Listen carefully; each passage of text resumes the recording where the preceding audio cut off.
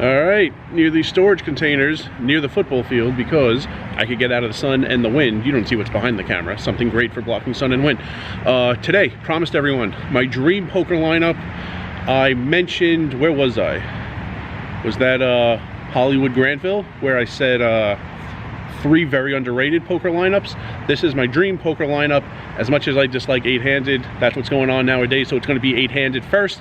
Let's get to the visuals. There's going to be a lot of back and forth between me standing here and a picture of the table, because I think it's a lot easier to see than just here. Let's go to the first picture.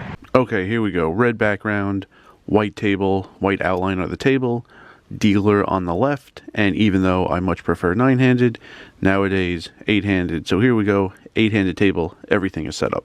So there you go, 8-handed. First thing I'm going to do, set up my defense. Okay, so here's that table. First, let's put me in there. I am in seat 6 in this table, and defense starts on your left, the players who have position on you. So 1 seat to my left, I want a crazy tight player, and also 2 seats to my left, I want a crazy tight player. This gives me the button about 3 times per orbit. Of course, when it's in front of me, but also when the button is in seat 7, and also when it's in seat 8, since those 2 players are barely playing any hands. And when I say crazy tight, it's like people who don't play 10-9 suited under any circumstance. Also, pre-flop tight. Like, there are a lot of hands when I used to make in the videos, those Las Vegas only poker hands, link at the top to a couple as I talk. A lot of those hands were people just like flatting on the river with the second nuts, absolutely terrified of the first nuts. That's different. That's like river tight or like all in tight. I'm looking for like really pre-flop tight. Like, I just want the button 3 times per orbit, basically. 8-handed table, 3 of those 8 hands, I have the button. Okay, what about 1 more seat to my left? What about the 1 seat on the left of the dealer? This is going to be someone I call medium. It's a mix of offensive and defensive, because there are times where, you know, he has position on me when the button is in the 5, the 4, the 3, the 2. But there are also times where I have position on him when the button is in the 6, the 7, the 8. So there are times I want him to like be tight when he's behind me and not really give me difficult decisions. There are times where I want him to be just like loose and bad when I have position on him and I have an offensive position and I can make money in hands off of him. So it's a mix of both in that seat across the table, the 1 seat, medium. Yeah, the 1 seat's an interesting seat because it's like kind of offense, kind of defense. You know, there will be times where he's in position on me, I would love for him to fold. And in that instance, I have the button not just 3 times per orbit, I have it 4 times per orbit at an 8-handed table, like half the orbit. But there will be plenty of times where I'm the button, or the button's 1 to my left or 2 to my left, and if I'm in the hand and the 1 seat is also in the hand, well, now we're playing a hand against each other, but I'm in position on him. So there are like times I want him to be tight, times I want him to be loose. So it would just be cool if I have what I call a medium player in that position. And, you know, there will be plenty of times where he's providing me great defense and plenty of times where he's providing me great offense. Now, to my right, first seat to my right, the 5 seat, I want someone who is tag. T is tight, the ag is aggressive, someone who's tight aggressive. And even though this is 1 seat to my right, which you might think is an offensive position, I want this type of player because it's a mix of offense and defense. Defense because of the tight part. There will be plenty of hands where he just doesn't come in and I get to play hands against the 2, the 3, and the 4 seat unencumbered. And you'll see who's in the 2, the 3, and the 4 seat in a minute. Also, offensive because also the T, tight, mixed in with the aggressive. He's not very tricky pre-flop. His raising range pre-flop, although it's aggressive and the sizing will probably be big, could have a very good handle on what he's doing and what his cards are and the types of boards where he is not going to hit.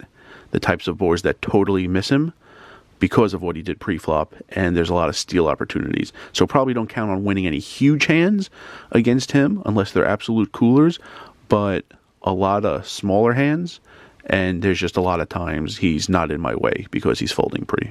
So I don't want my best offensive positions right next to me. I want a little space, so we're going to get to that in the end.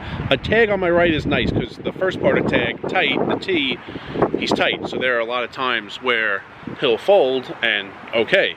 If that's a hand I play, I come in, I have the initiative. There are also going to be times, but he's aggressive. That's the other part of tag. See, he's aggressive. For one, the combination of tight aggressive, you know, probably not coming in for raises with like 4 or 5 suited. When he comes in for raises, you know what he has? A lot of pairs, a lot of high unpaired cards. So you could, for one, you could fold a lot because he's coming in with premiums. At certain depths, and there are other circumstances, you could call him a lot because he's probably not going to have board coverage on very low boards. He raises, you call, you guys are heads up. Yeah, he has the lead, but you know how he plays. He's tag, and you have position on a board like 3, 4, 5. You could get him to fold on some street. He's like rarely going to have 3s, 4s, 5s, almost never 6, 7, almost never ace 2. I'm like, the best hand he's going to have is like an overpair. And overpairs these days really don't like boards like that. So I like to have a tag directly on my right. Now, let's get to a little more to my right. All right, finally getting into offensive positions here. The 3-seat and the 4-seat. Think I'm going to go the 4-seat first. Loose and passive. 3-seat also loose and passive. They're going to be playing way too many hands. They're going to be playing them passively. You're going to be in position on them. You're going to know where you stand. You're going to have a great idea of what they have. You're going to be controlling the sizing of the bets. There's a ton of good things going on here. You're going to win a lot of hands against the 3-seat. You're going to win a lot of hands against the 4-seat. So despite who you're going to see in seat 2, these are the real money makers, seat 3 and 4, loose passive. Just calling too much, limp calling too much, post flop, check calling too much, check calling very big bets too much.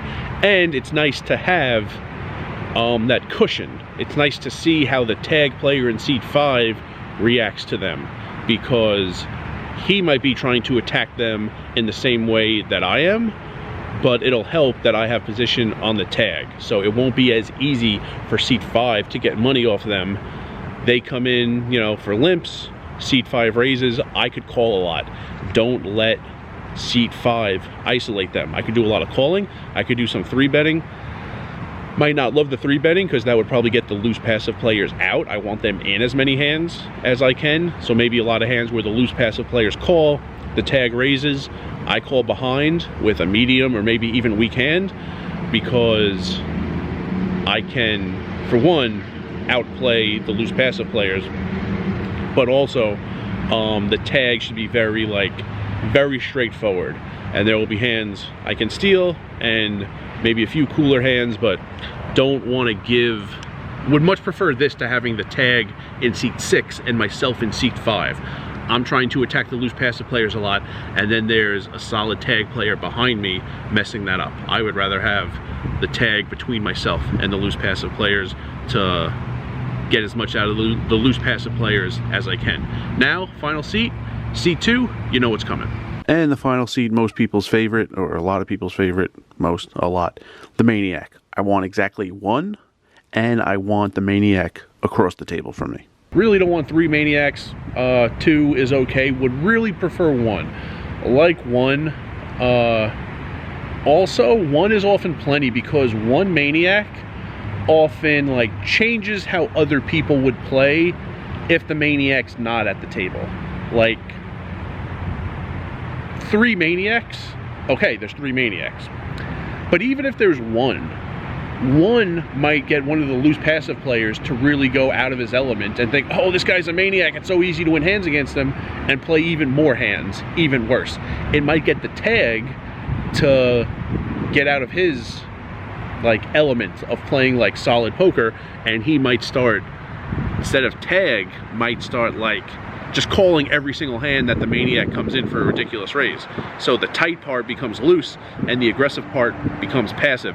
So the tag could turn into a loose passive himself. So 1 Maniac could affect plenty of other people. So it often is like 1, 1.5, 2, like 2.5 really bad players, just because you have that 1 true Maniac label at the table. And I like to have him across the table because I like to see how other people decide to play against him before it gets to me. We used to call this relative position. Like, ideally, if the Maniac is the only guy at the table you care about winning hands against, it would actually be great to be on the Maniac's right. So you're going to limp almost everything. You're going to see what the Maniac does behind you, and then you see how everyone else at the table acts before you do, because it happens. It's pretty annoying. You know, the Maniac is doing Maniac things, and you're like, oh, please let me get all in against him with jacks, and someone behind you wakes up with kings. That's really annoying. So you see how everyone else acts before it gets to you. So with an absolute wild man at the table, actually being directly on his right is much better than being directly on his left. Relative position is the term. But with this table I set up, you know, the two guys on my left are crazy tight anyway, and the third guy to my left is that medium player, so pretty much have that relative position anyway. So I like to have that one maniac across the table. So there you go, dream lineup. I don't know that this exactly has ever happened at a table I played. I do remember back in like 2015 at Orleans, there was, I think we were 10-handed. 9, 10, I don't remember. Definitely it was more than 8, but it was like pretty close. The like 3 people on my left were unbelievably tight, and the 4 people on my right were very loose and not all that aggressive. It was like a perfect divide. Left, never giving me problems. Right, playing way too many hands and playing them poorly. I had the perfect seat at that table. So that might be like the closest I've ever come to having this dream set up, but this would be my dream lineup. And remember, rice is a spoon food.